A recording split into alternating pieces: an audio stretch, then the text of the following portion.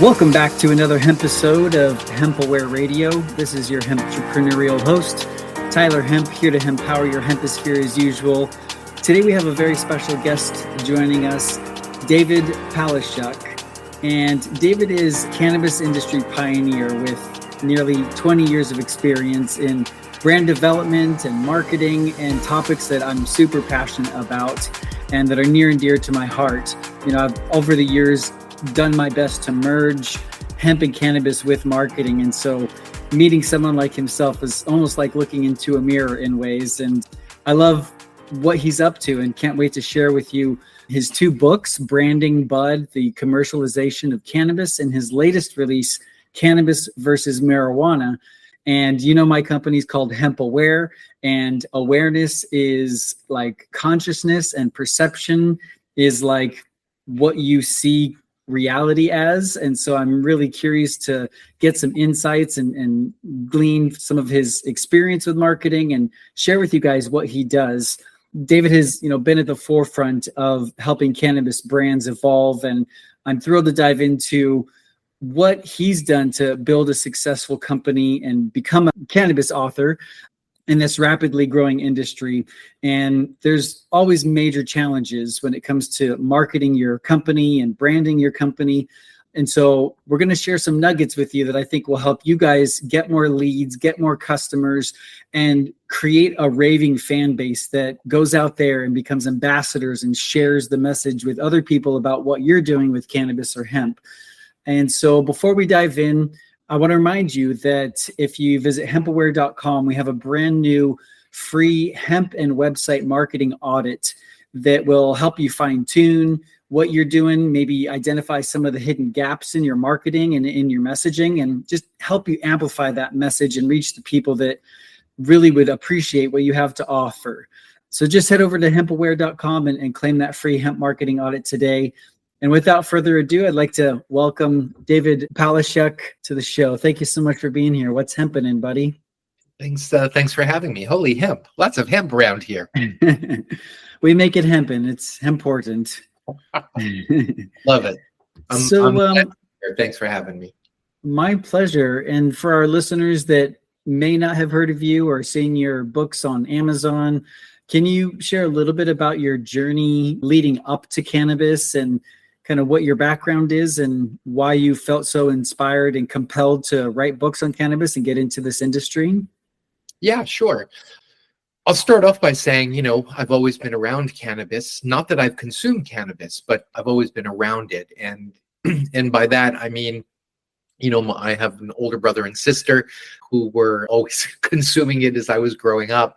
In fact, when I was 12, my brother was arrested, and that was the first time I saw my dad cry. So it was something I was always around, but somewhat afraid of as well. But bottom line, my experience is, while I am a business person and pretty analytic, I'm also a creative person. I love products and product development, product design. I went to Parsons School of Design in New York City, came out, owned an art gallery for 10 years and design gallery.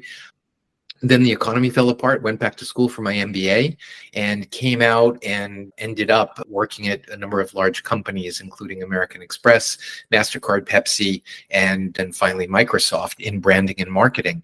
So serving those companies taught me a lot about, for example, a lot of things that we're able to sort of translate over, and I'll talk about that in a minute.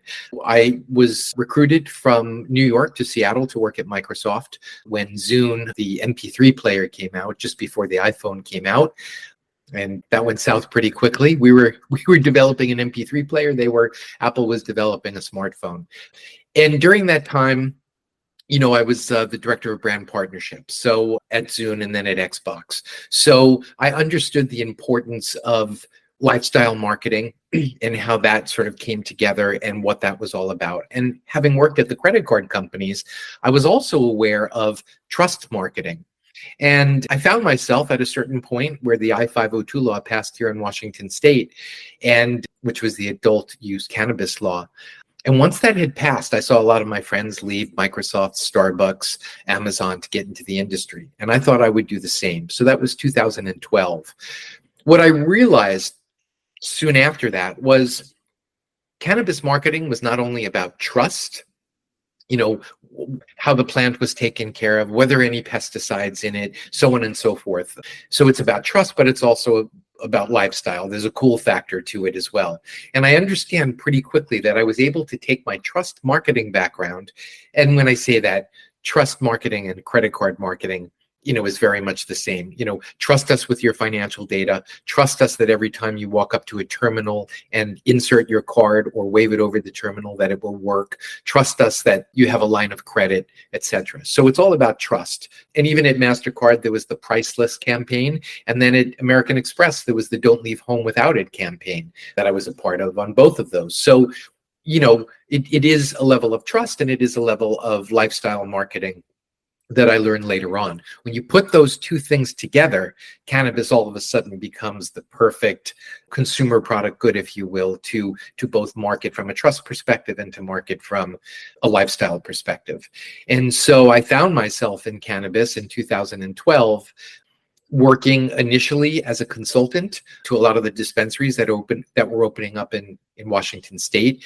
And again, I was able to help them because of my previous experience.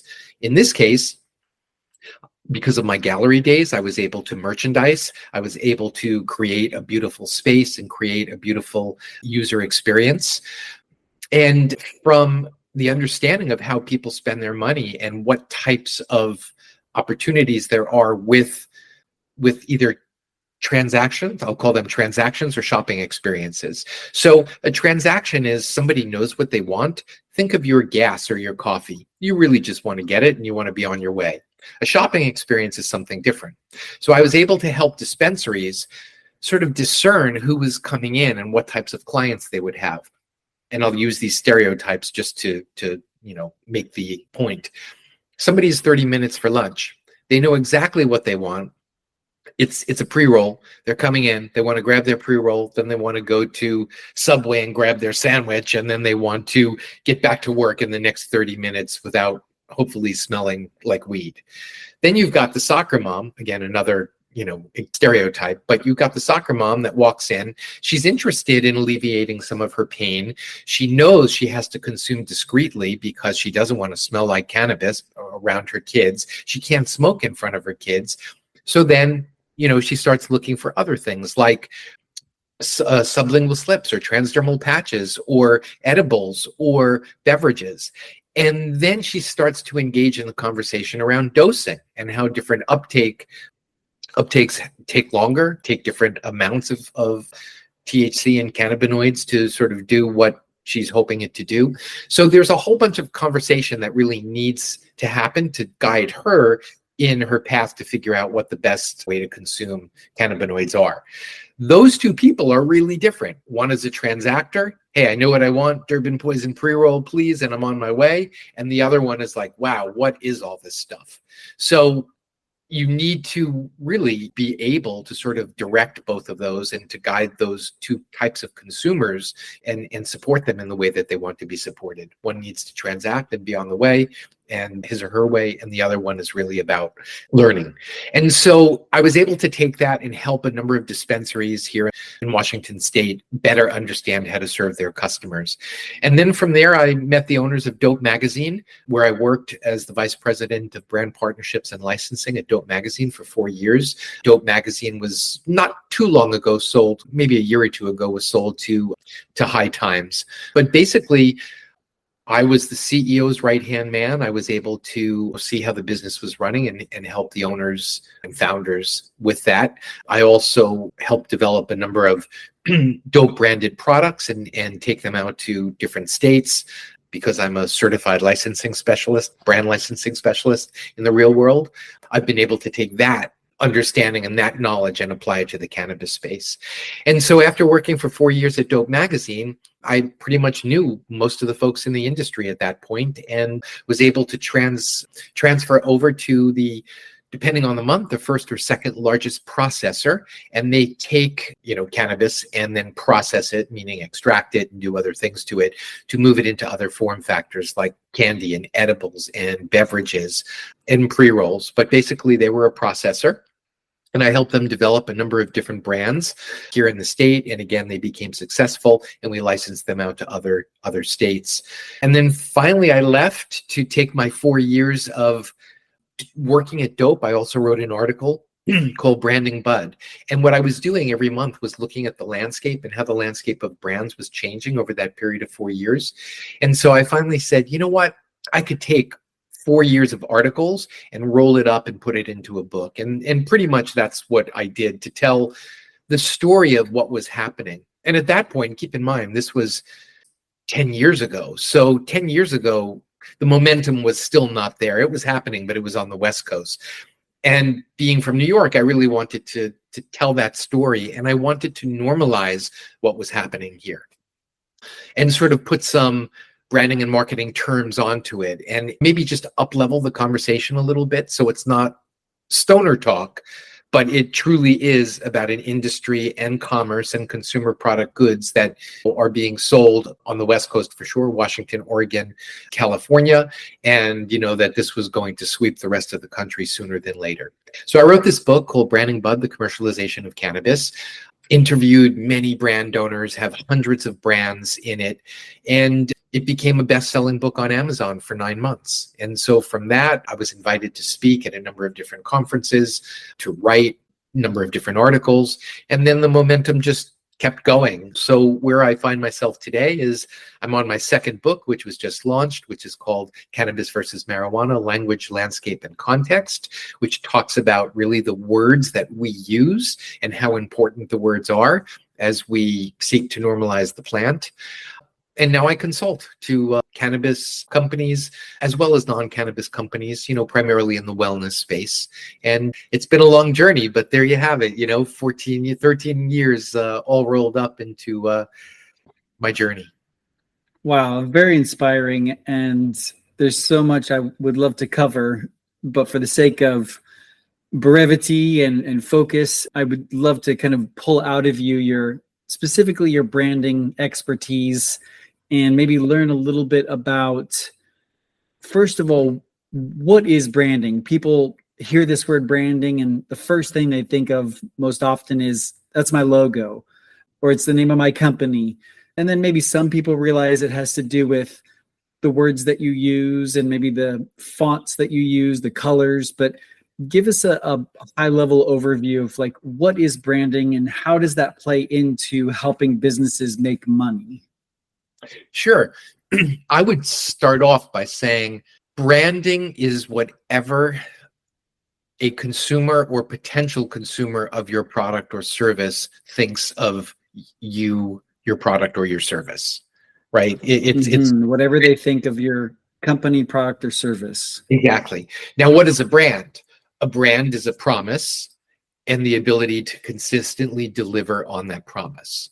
And it could, you could have a luxury brand and you're promising them the world. It could be a value brand and you're promising them decent quality for the right price, for a good price, So it's just a promise. But really the branding is on the other side. It's sort of, how do all the elements that you create to support your promise land on the other side? That's what branding is. And what are those elements? Well, yes, it's a logo and it's a color palette and it's words you choose and it's message and tone and it's everything and it's ingredients in your product and it's all the things, whatever that might be that you're promising. The stories that you tell. Exactly. How it's all wrapped up. I actually have a course which is called Creating a Meaningful Cannabis Brand, and I talk about the 4 pillars of creating a meaningful cannabis brand, and really it comes down to focusing on who the customer is, what are their needs, whether they're real or perceived, right? We also have to keep in mind too that some people use or rather consume cannabis for different purposes, right? So I always talk about additive and subtractive. So for a moment, if somebody consumes cannabis and they're seeking something additive, that's to enhance something they're doing. So let's say they're about to paint or they're about to go on a hike or they're about to play music. Conversely, they may use the same exact product for what I call subtractive, which is to alleviate pain or to put them to sleep, those types of things. So I think it's really important when we serve a product up and or service, but a brand up, to understand who we're serving, what their needs are, and how we bring it to them. There's habits, there's all sorts of things that really come into play when we're talking about consumption of cannabis. And that could be both on the additive or subtractive side, right? Every night I consume cannabis because I want to fall asleep. Every Friday night I consume cannabis because I jam with my band, right? Whatever it is, everybody's got their own different reasons, but and they approach it differently, even though it might be the same substance. So I think it's important to understand when it comes to branding, who we're talking to and how we're reaching out to them and how we're serving up whatever it is we're serving up to them. Mm-hmm. And how do you think that directly affects a company's ability to generate sales? Like, I would say it's kind of obvious based on what you shared, because if you can fulfill someone's needs, then they're probably going to give you money to help them do that. But maybe we can dive a little bit deeper into the financial benefit, or like looking at branding as an investment. Sure. So let's just look at branding for a minute. There has been an evolution of brands, right? So if you think of what a brand is, a brand has really changed over the course of, I don't know, the last 50 or 60 years since brands, I'm doing air quotes now, have been around. Brands have been around a lot longer than that. But let's just take the 1950s and 60s. What were brands about? Brands were about efficiency. Brands were about making life easier. Brands, and let me translate that. Brands were about sliced bread. Brands were about sliced cheese. Brands were about miles per gallon, right? Brands were about efficiency. Why? Because in the 50s, that was when things started to really, everybody came back from war. Now people were settling down into the suburbs, and the Levittowns were being built, and the GIs were home, and and the housewives, again air quotes, were were living it up in their newfangled kitchens, and complete with Formica surfaces and so on and so forth. So the 50s and 60s was really about efficiency and about how products and services, and therefore brands, were more efficient. Then we got to the 60s and the 70s and 80s, and into the 70s and 80s, brands were more about how brands made us feel. And if you can remember, like some of the iconic brand advertisements, I want to say it was BASF, where there was a guy sitting in a Le Corbusier chair, and there was a speaker in front of him, and his hair was blowing back. So all of a sudden, if you think about it, brands were now about how they made us feel. So all of a sudden, it wasn't miles per gallon, it was miles per hour. All of a sudden, it was driving the convertible with the wind blowing through our hair. All of a sudden, it was more about starting to position us perhaps slightly within society and in the hierarchy, and so on and so forth. Then we moved into the 80s and 90s, and we got into exactly that. It was logo slaps on t-shirts. It was moving into, oh, that's a skateboard shirt, or that's a streetwear shirt, or that's a high-end brand shirt. So we were sort of, think about Fortnite and skins. All of a sudden, we were basically really skinning ourselves to either include ourselves in certain groups or to exclude ourselves from certain groups. And so when you think about that, that's what brands were really about into the 80s and 90s. And then when we finally hit the 2000s, all of a sudden brands were about what we believed in. So think about Patagonia. Think about seventh generation laundry detergent. Think about all of the brands where it was really all about, like, hey, we promise to do certain things when we develop products and we deliver these products to you. They're recyclable, they're sustainable, et cetera, et cetera. Think about Tesla and electric vehicles. Yes, they are both about status, but they are also about a point of view and a perspective toward the future and toward the way we consume in the world today. So when you think about that and you sort of understand like how the relationship between consumers and brands have changed, you can also start to look at, okay, how can we, to your question, how can we capitalize on that? How can we both either financially create revenue streams from that, but also in this case and in this point in time, do good in the world and create sustainable products.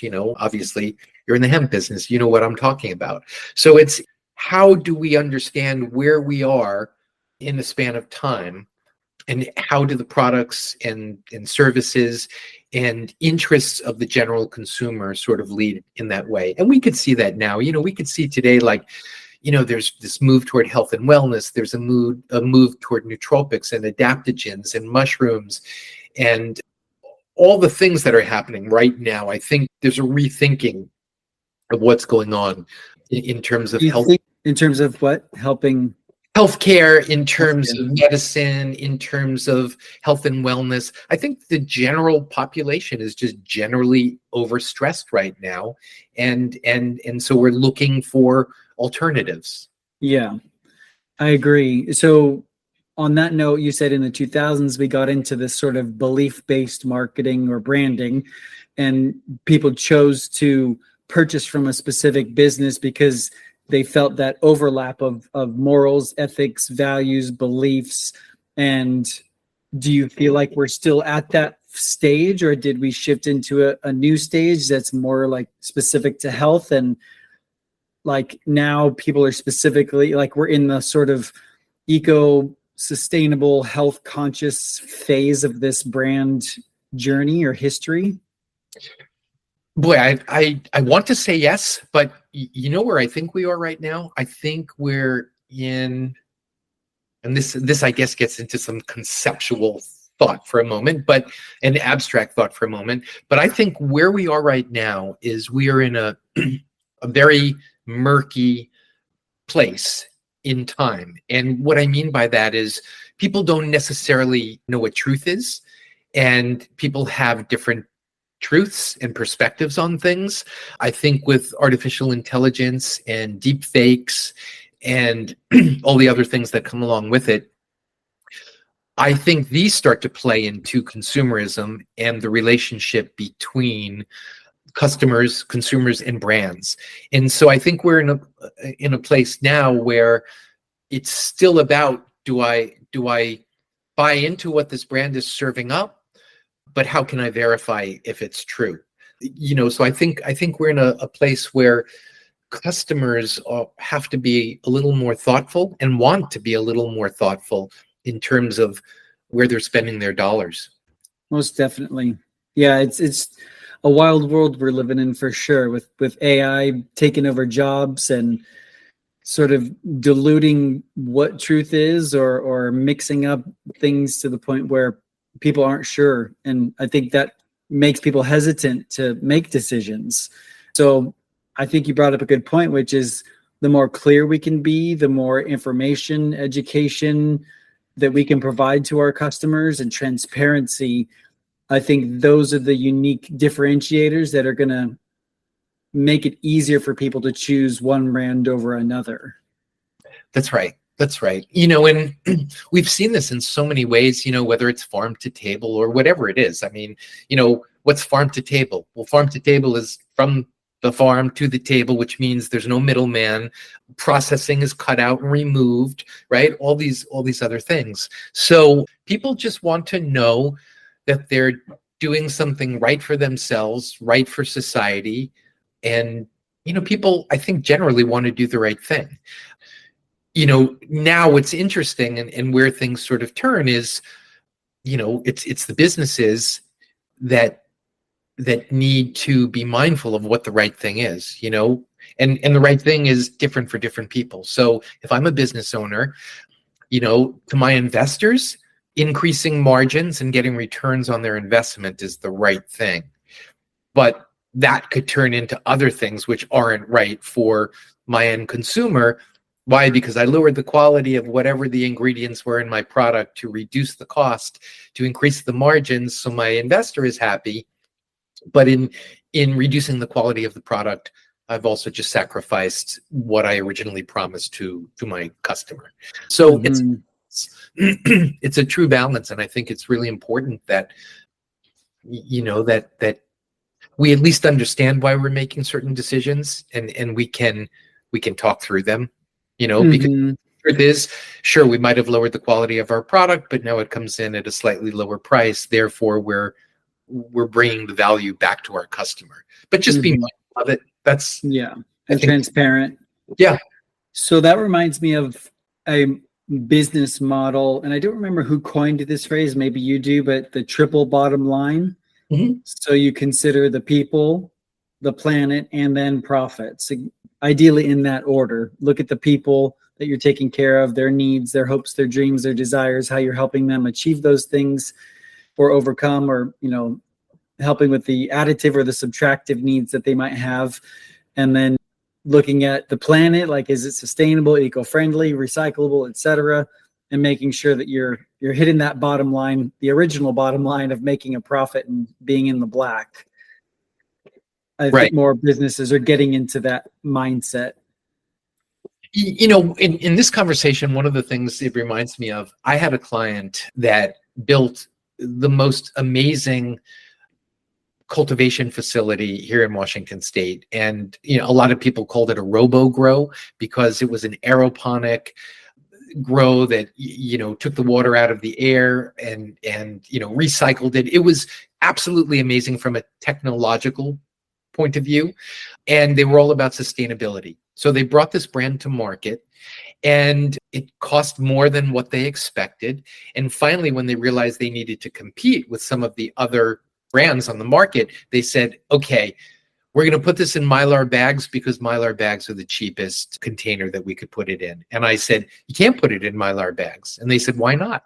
And I said, because Mylar bags are not really eco-friendly, and your brand is all about sustainability. You start off with the story of your aeroponic facility and how you cultivate in a way that reduces your carbon footprint and all these other things, and then you end up putting it in a Mylar bag. It's just antithetical to your story and to your brand. You need glass with a bamboo container, or rather top, etc., etc. So they didn't get it, and their inability to get it, I guess, telescope to those that would have been interested in paying a little bit more for a product like that. Quality flower, with the sustainable message. They didn't get that. The owners didn't get that, so they broke their promise. They didn't follow through on their sustainable promise. So those are the types of things that we have to be really mindful of, because that's what breaks a brand. That's what breaks a promise. Very fascinating. Is that, would you say, referred to as brand consistency? Absolutely. Yeah. Across the board. And if you break that brand consistency, that would lead to breaking trust and therefore losing loyalty. Like, brand consistency leads to brand loyalty. Yes, it does. I mean, I hate to use it, but think Coca-Cola, think McDonald's. When you go in for McDonald's, you know what you're getting. Same with the Coca-Cola. And yes, while there might be some slight changes, in flavor profiles or additions based on region or geographic preferences, yeah, you know what you're getting when you walk into a McDonald's. For sure.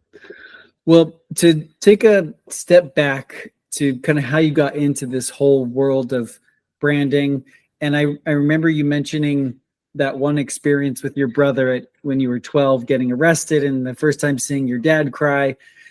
Was there any other experience in your childhood or memory that feels like a sneak peek of what your future was going to be, whether it was getting into cannabis or branding? Well, I think in some ways, the story I shared earlier is my way from branding to cannabis. But, I've always been, in some ways, at the right place at the right time. I was in New York in the late 80s in the East Village when Jean-Michel Basquiat and Andy Warhol and Keith Haring were floating around in the art scene, when art became important, when fashion became important, when design became important, and all of a sudden brands became something that they never quite were before. So I feel I was around at a certain time. Same thing in New York with hip hop. and breakdancing and rap music and skateboarding. That was the world I lived in. So my experience growing up in a changing world with brands and with street crews that turned into brands, and things like that, it was just really an amazing opportunity to sort of just be in it. And fortunately, I was at the right place at the right time, and I've been able to take those experiences and sort of extrapolate and overlay onto where we are today, and just sort of understand that, credibility, authenticity, and again, keeping the promise, right? Keeping the promise, relative to your products and services or to your perspective. If you can do that, then you're pretty much on the right course. Mm-hmm.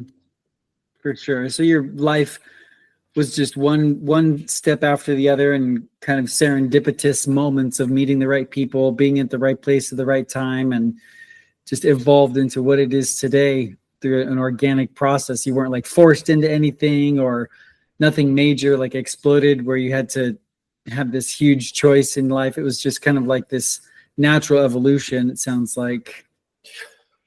Well, I mean, I certainly, I wish I could say my life was as smooth as that.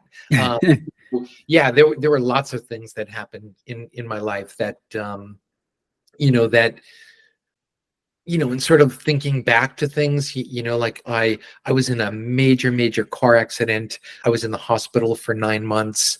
It was after those 9 months, when I returned back to college in a wheelchair, that I ended up taking art courses, and that was sort of my shift in moving toward the art world and understanding art. I always sought the approval of my father and his wife, which I never really got. Art wasn't their thing. They just didn't necessarily understand it or appreciate it. So it wasn't until I got my MBA that, I sort of got and I was working at American Express and MasterCard, et cetera, that I was like, finally had arrived. So, and which is funny because I had arrived for them, but I never really fit into the corporate world. So even though I arrived for them, I felt like I wasn't necessarily in it for me. I was trying to prove things and do things for my parents. So, there was always a struggle. There was always a chase. There was always trying to prove something to somebody. And it's finally in the cannabis space that again, I could sort of take my corporate background and leverage it in. I could take my creative background and leverage it in. Again, I understand trust marketing, lifestyle marketing. I understand how businesses need to generate revenue, utilizing strategies and tactics. And finally, while I don't think it's all come together yet, I think it's on its way to coming together, as life usually does for everybody. It works out, Mm-hmm. But by no means was it smooth. I had so many friends that just knew what they wanted to do from junior high school. They knew they wanted to be a doctor, and they went through high school, they got into college, they went to med school, and now they're doctors. In some ways, I wish my path was that straight. It certainly wasn't, from art gallery owner to MBA to corporate guy to cannabis space. And I don't know what's next, probably more wellness than cannabis focused, just broadening my horizons out. But it's been quite a journey, and I've learned a lot along the way. And everybody's just got to kind of stay in the now, but be willing to take that next step to take you to what will become the next now. Mm-hmm. Yeah. And on that topic of learning, has there been anything that you had to unlearn to get to that next phase of your life, or moving from, say, the corporate world into the cannabis world? Or were there certain beliefs that you had to let go of, or strategies that you had to change or let go of? That's a great question. I think more than anything, and my latest book, Cannabis versus Marijuana, sort of really gets at this. So, having been a professional skateboarder, having worked in the art and design world, having worked in the business community, and having been and worked and been around cannabis all my life, I understand that there are different communities, and there are different things that are important to those communities. There are different languages that those communities speak. Let's take skating for a minute. Someone could say, wow, that was a gnarly grind.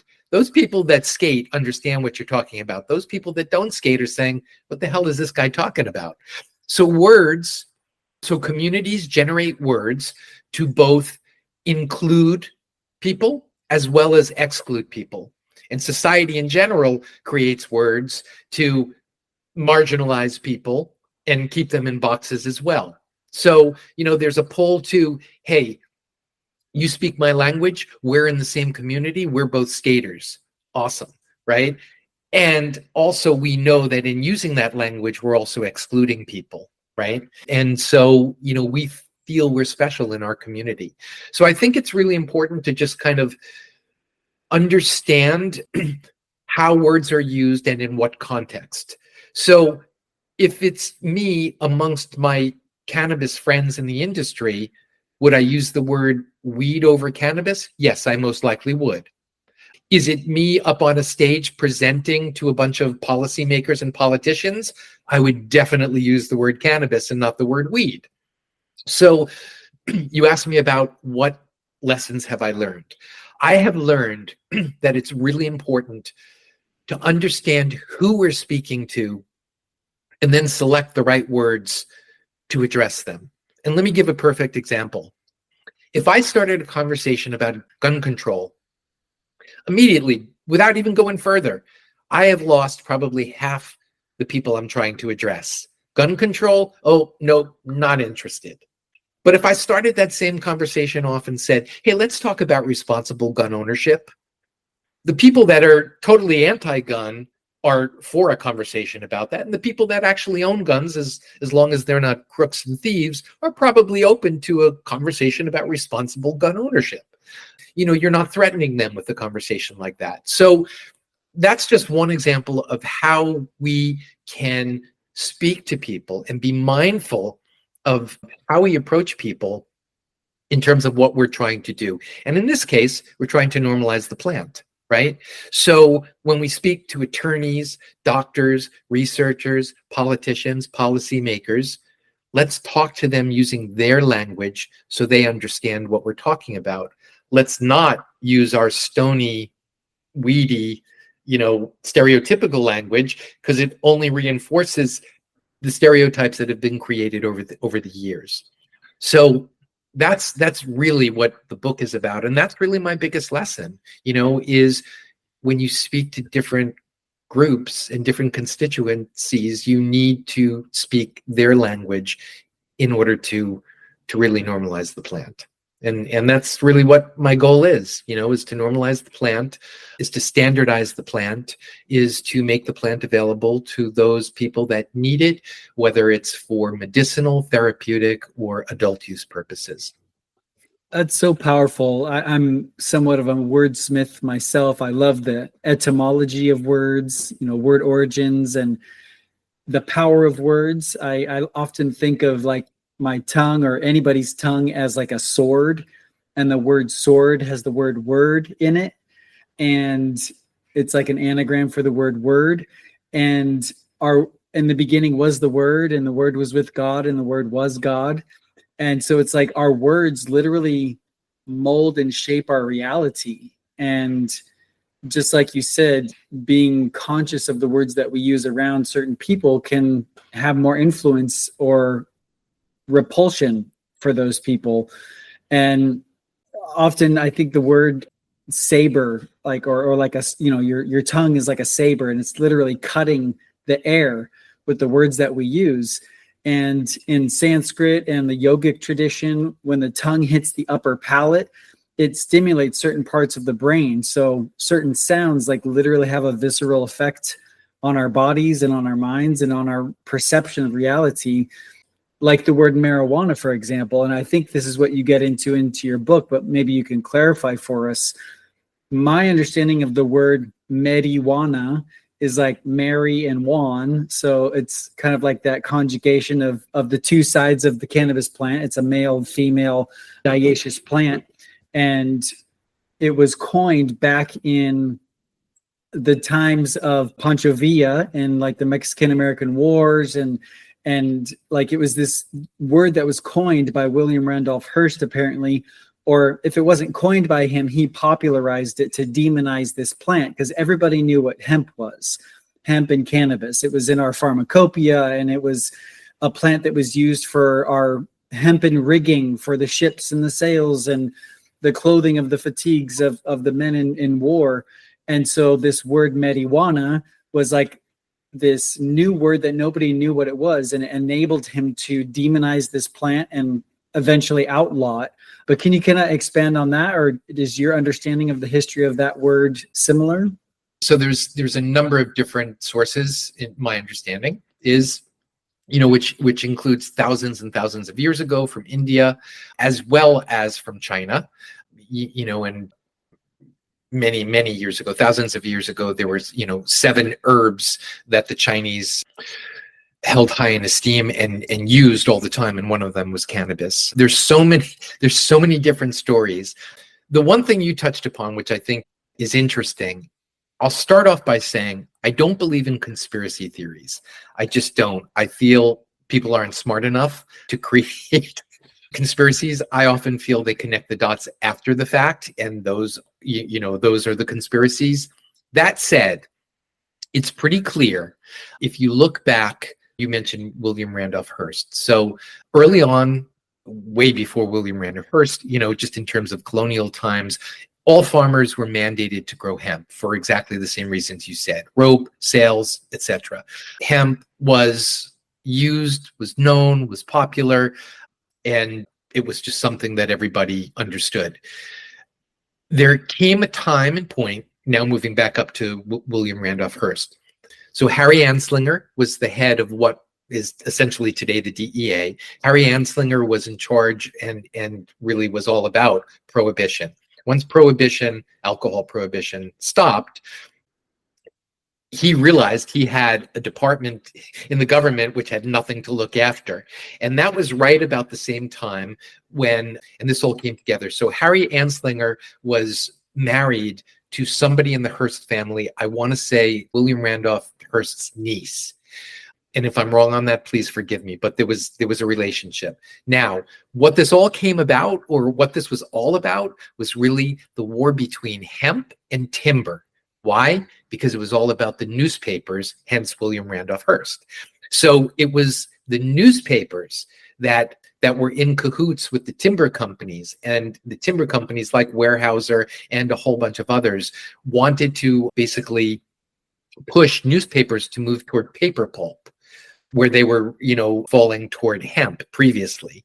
Now, what's interesting is that was when this whole campaign started with the Mexicans, and because, yes, there was consumption of cannabis by Mexicans among many other groups, including Latter-day Saints, who had went down to Mexico as,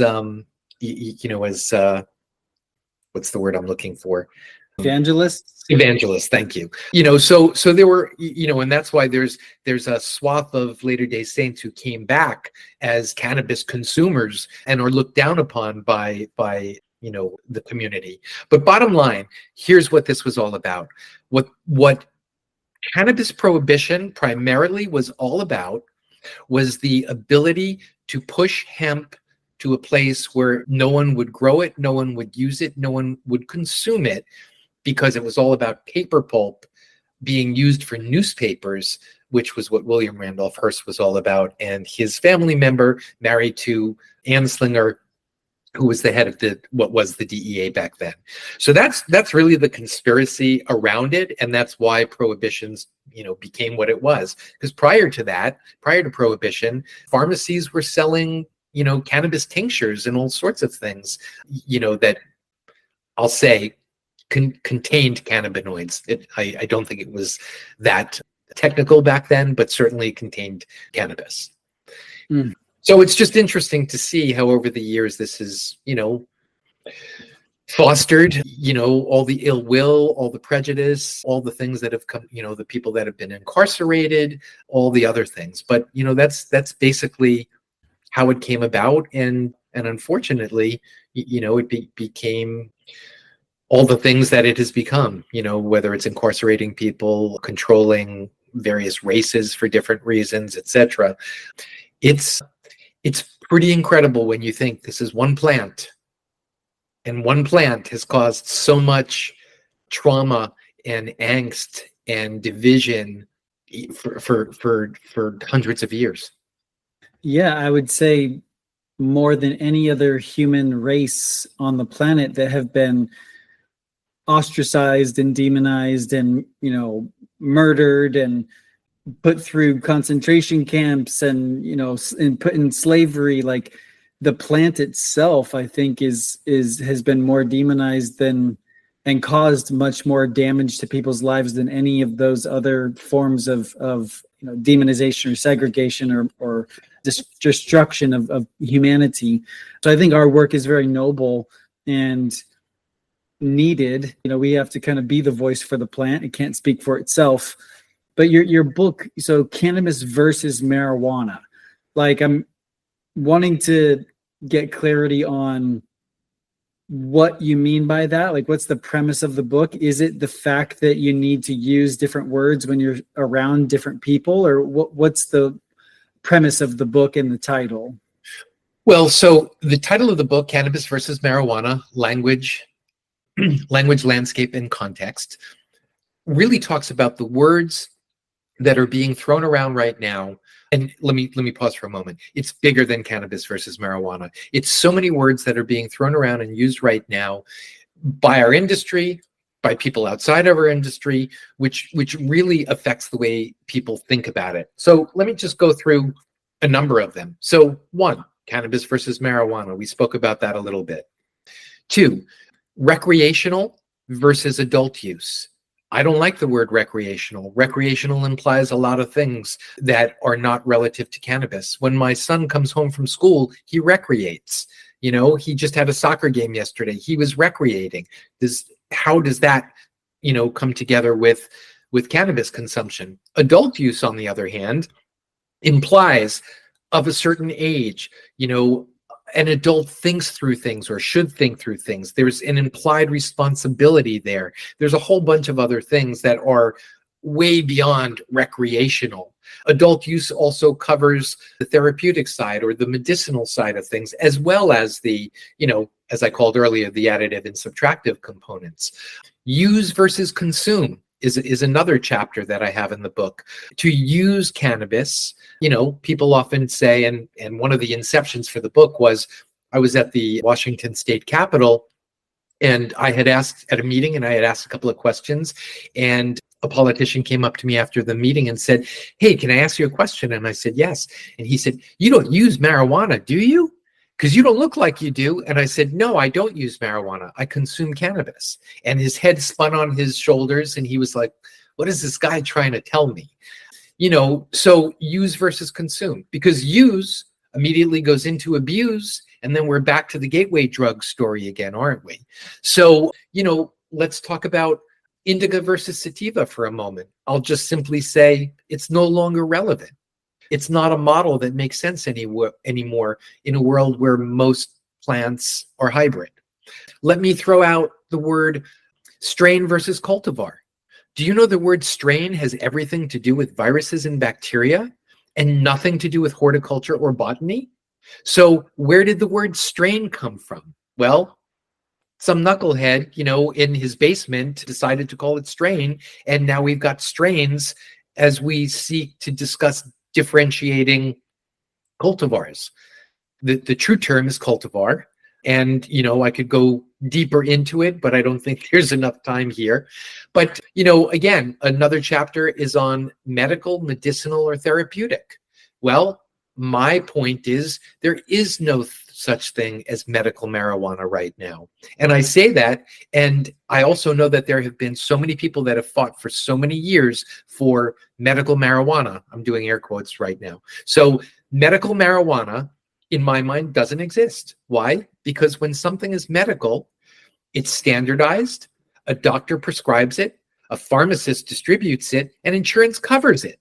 Well, that's none of the case here as we talk about medical marijuana. Now, is it medicinal? Yes, I believe it is. Is it therapeutic? Yes, I believe it is, but it's not medical. And the sad thing is that we talk about it like it is, and we've already gotten to the place that we need to go, but we need to go so much further. We need to standardize. We need to educate doctors in med school about the endocannabinoid system. We need to do all these other things, which is a whole long list, laundry list, but that will get us to that place. But it won't happen the way things are happening right now. So I talk about a number of other things, but that's basically the idea that we need to start using the words that are right. And we need to start using the words that I should say are right in the right context. So again, if you and I are having a talk, we could use the term weed and it's no biggie. But if I use the term weed when I'm speaking to a politician, that probably only reiterates and reinforces his or hers stereotypical understanding or perspective of what a cannabis consumer is. So that's what the book is about. It's way broader than cannabis versus marijuana or those two words or that concept. There are 20 chapters. There's an intro, an outro, and there's 18 words, or rather chapters, about words that are being misused in our industry. And I think it's, sorry for the pun, high time that we come around and start using words in the right words in the right contexts to change people's minds and attitudes about cannabis. Mm-hmm. It's such a crucial book, and I appreciate you writing it and getting it out to the world. Writing a book's not an easy process, and getting it out there, it sounds like some really great value. I actually ordering it today on Amazon. It's been in my cart for a couple of days, and I'm an avid reader, so I'm excited to get deep into it. So let's talk marketing for a second. As in my experience, this is typically one of the most frustrating elements of running a hemp or a cannabis business, trying to figure out what to do, where to do it, how to do it, often even where to start when it comes to finding your customers and delivering a product effectively, while all the while knowing that marketing is one of the things that has the most potential to make the biggest positive impact on revenue and actually making sales. So in your experience, like what works, what's the biggest nugget that you could share with us as far as effectively marketing your brand or company? The first thing is, and I always say this to my clients, when I have a new client, the first thing is, who is your customer? The first thing they always say is everybody. And I'll often say it can't be everyone because it's 21 plus. So once I know, or once they know that it's not everybody, then we start to hone in on who exactly it is. So the biggest marketing nugget really comes down to is, who's your customer? If the answer is we don't know, then the next question is, who do you want your customer to be? And you start to build a persona around who that customer that you want it to be is. And then you start to figure out what the customer touch points are. Is it email? Are there events? Are there other ways of communicating? Is it posts on different social networks? But whatever those touch points are, you figure out what's most meaningful to that customer and that persona that you've created. What are the words you're using? What are the themes you're using? What's the message and tone, etc.? Are you appealing to a bunch of dabbers, or are you appealing to a bunch of soccer moms that are just getting into it? What's their level of knowledge? Those types of things. How do you speak to them in a way that's meaningful? Otherwise, you're trying to educate at a basic level, the ones that are most sophisticated and already educated, or vice versa. You're going right over their head and they're trying to still figure out the basics of cannabis. So you really need to figure out who it is you're speaking to and how do you speak to them and where do you speak to them. And as long as you can stay focused on who is that customer, whether it's a real customer or whether it's a fake persona or targeted customer, that's where I think you'll get the most traction. That's very powerful. And to kind of summarize that, I've heard marketing as described as communication. Marketing is effective communication. And so the nugget that you shared is the who are you communicating with? How are you communicating with them? And where are you communicating with them? The more clear you can be about those elements, I think you're absolutely right. You're a lot more likely to gain their trust and generate revenue as a result of that. Of course, you have to have a good product and going back to brand consistency and all of that. But as far as marketing, I think you're absolutely right. Understanding your customer avatar or their persona, hopes and dreams, and what keeps them up at night, what they struggle with, but also meeting them at their level, like you said. So that's the how. Like, how do we speak to these people? And we need to make sure that the nomenclature matches up with their level of nomenclature, what their language is, and speak their language. Absolutely. And, like I said earlier, I do have a course on my website, brandingbud.com, which is, creating a meaningful brand, meaningful cannabis brand. So it goes through the 4 pillars, and it really talks about, like, what does a brand owner need to think about, when appealing to a customer, and what are those 4 pillars that make sense, and, where are they speaking to them, and, how are they speaking to them, and how does, how are they speaking really goes back to how does the customer want to be spoken to? What's the customer's needs, right? It all comes back down to that. So, marketing in the cannabis space is really difficult just because of the rules and regulations, but marketing outside of the cannabis space is really difficult too. It's trying to figure out, how do you speak to these people, and who are they, and what do they want? What's important to them? And, how do you simplify that message as easy as possible? Mm-hmm. Absolutely. So if you could think back to all the different campaigns you've been a part of and brand partnerships, is there one campaign that you feel you can call out that was the most successful, had the most traction, made the most money, or was most effective at its goal that you could share with us that, just seemed to do really well compared to all others? Yeah. While I'm tempted to throw out, things like don't leave home without it or other things like that, when you work for big corporations and work on big campaigns, it's pretty amazing to see them created and then disseminated, which is really amazing. And not only that, but in my case, I was part of 2 major campaigns, 20 years ago plus, that still exist today. Which is the Priceless campaign for MasterCard and the Don't Leave Home Without It campaign for American Express. So, I see how important those things are. Now, let me tell you which is more important, I think, for the listening audience here, a story which I think will resonate and sort of drive it home. When I was at Evergreen Herbal, which is the #1 and #2 processor here in Washington State, I came in and my goal was to create a number of beverages. They had recently purchased a building. They had 3 beverage lines available, and those beverage lines made cannabis-infused beverages. Those beverages ranged from juices to infused teas to infused carbonated beverages. So my goal was create a brand, create a product, a beverage product that will make us money, basically. And I said, okay, cool. Let me take a look at what groups there are that might be interested in a cannabis-infused beverage.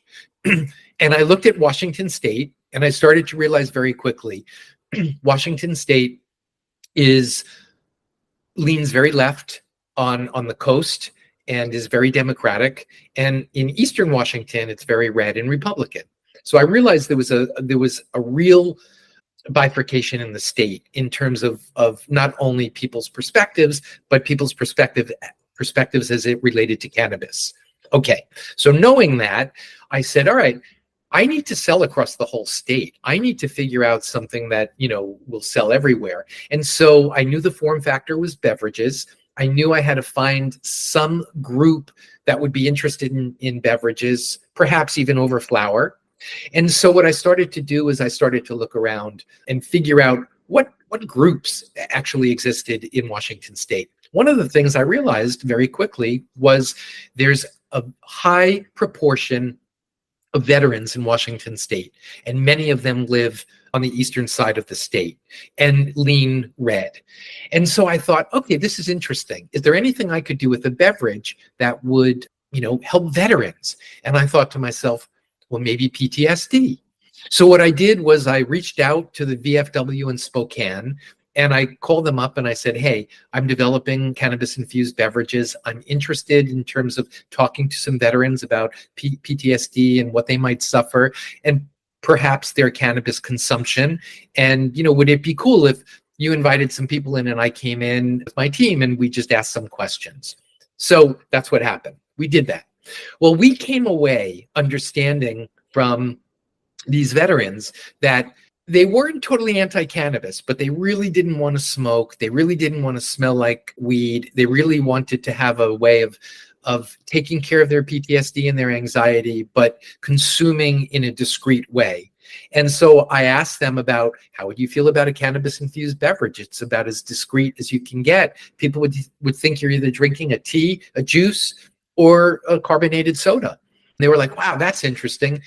We would consider that. I said, okay, cool. If I came back in a month with some product, would you be interested in testing it and trying it? Sure. Okay, so I went back to the facility. We built out some concepts, both in terms of formulating a product and in terms of some brand and graphic concepts. I came back to them with what was Blaze American Cola. Why cola? Because it's a traditional American flavor. Why Blaze? Because there's a combination of 4th of July in there, as well as potentially the cannabis nod. What was the color palette? It was red, white, and blue. And what was the tagline? The cola patriots prefer. Well, I brought this all out to them and I served up some cola, and these guys started to feel really good. And they said, wait a second, this, I feel good from this, and I don't smell like cannabis, and I'm not smoking, which my doctor tells me is bad for me, and so on and so forth. And so we decided to move forward with creating Blaze American Cola, the Cola Patriots prefer, and we got it approved by the LCB, the Liquor and Cannabis Board. We then introduced it into the I-502 system here in Washington State, and with a push on the eastern side of the state.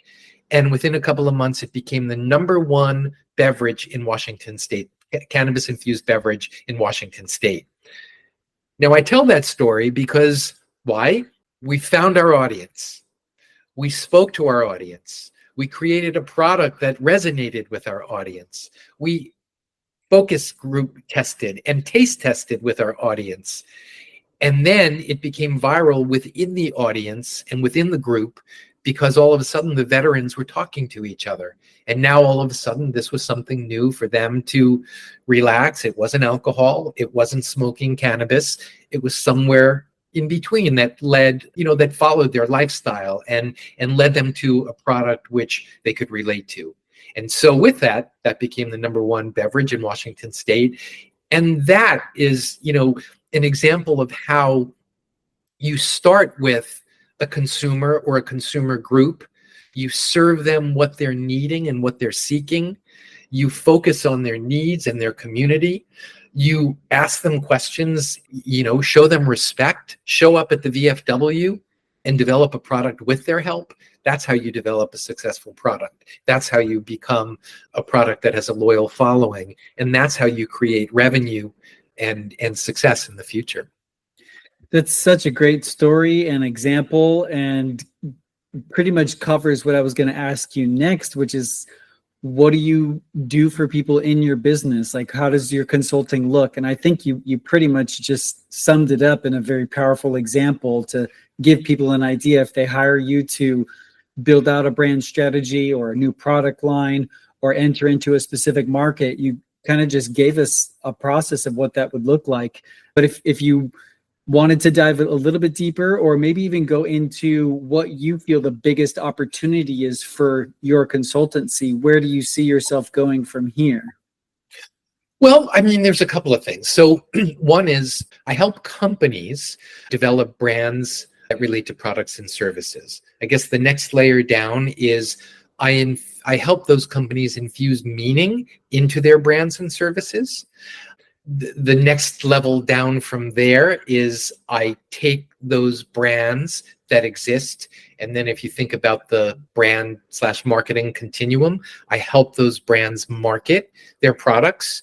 And then further down the line, when those products and brands are successful within a specific region or a given state, I actually act as a brand licensing expert where I can take those brands and find homes for them in other states, as opposed to, just to make that clear, as opposed to brand X being a successful brand in one state and then having to go create the exact same facility, well, one, get a license, and then go create the exact same facility in another state or a number of other states where it's more difficult. So typically what I do is I take single state operators who have been successful in specific states and find homes for their brands in other states, which is brand licensing. So it's really everything from brand development, brand marketing, product development, and all the way into brand licensing to really help brands start to build a national footprint. Beautiful. Well, definitely go check out brandingbud.com. And for our listeners that haven't purchased your books, I strongly encourage going and get both of them. If you're a cannabis business owner, a hemp business owner, I think you'll get a lot out of both of these books.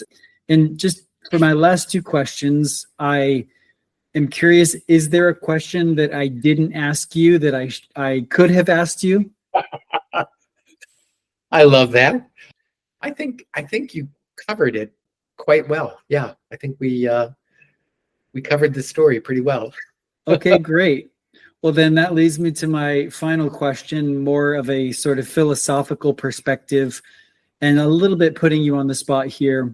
If you were standing in front of the entire world at a podium and you could share one message with every human being on the planet, it could be about cannabis or hemp or anything, what would you want them to know?